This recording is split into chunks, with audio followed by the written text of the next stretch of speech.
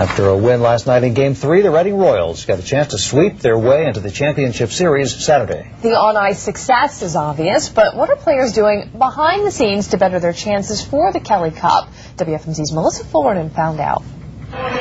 It's been quite a season for Reading's boys in purple. We really took the fans on a roller coaster this year, got their hopes up early and then crushed them mid-season. Now deep in the playoffs, Royals fans and players' hopes are high. Everybody around town starting to believe Royals are staying pesky. How do they do it? Yeah, that helps, but there's more. Yeah, I'm pretty superstitious. Forward Ryan Crothers says his lucky charm lies in sticking like glue to his pregame routine.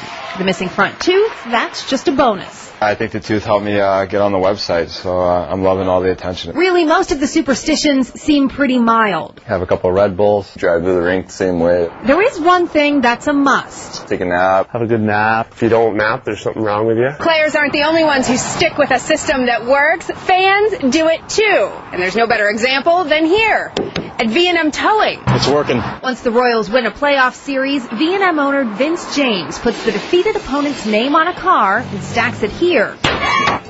Fans used to get a chance to take playoff energy out on the cars pregame, but then superstition infiltrated this tradition. Last time they were in the playoffs, we lettered them, they beat them, they didn't win the Kelly Cup. This year, the Hammers are hidden. They're winning without the beating. And if they win it all, The top one will be a Mercedes. not bad. But making predictions for the rest of the season, now that's bad luck. One game at a time. Melissa Fullerton, 69 News.